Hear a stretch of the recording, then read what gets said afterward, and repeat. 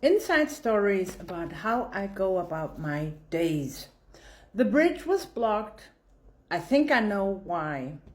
I want to tell you about something that happened on my little pilgrimage. I had a plan. I was going to that starting city, walk towards the important bridge that takes you to the Jakobsweg to Einsiedeln. The Jakobsweg, internationally, they simply call it the Camino. It's Spanish and Italian. I wasn't planning to walk the whole way. I just felt called to. And then the bridge was blocked. There was a huge festival going on, and thousands of people were everywhere. And this was on the left side of the lake. On the right side, I had another huge festival. And suddenly, I had a choice. Do I go into the festival anyway? Is this God changing my plan? Or do I listen to what I'm actually feeling? And I went inside myself and asked God, is this where you want me to go? And the answer was very clear, no. And something else became very clear to me. I have changed. I don't want that kind of an environment anymore. The noise, the crowds, the overstimulation. I had come looking for something completely different. I was looking for silence. So I changed my plan. I took the train directly to Einsiedeln, and what happened there was beautiful. I went into the church and had some really magical moments.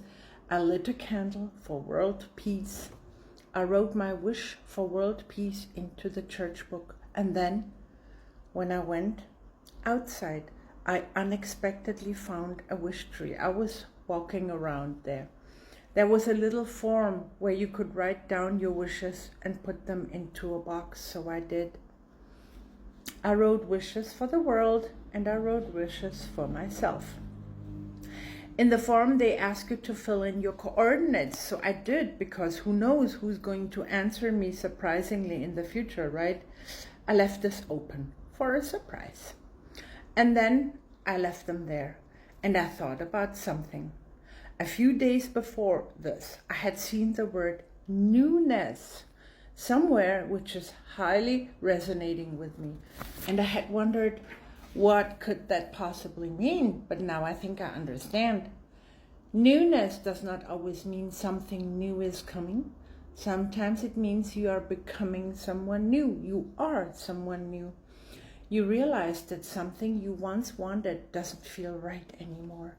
You realize that you want silence instead of noise. You want depth instead of overstimulation. And you become willing to change direction. And this is where my rune for that day came in. Lionsgate.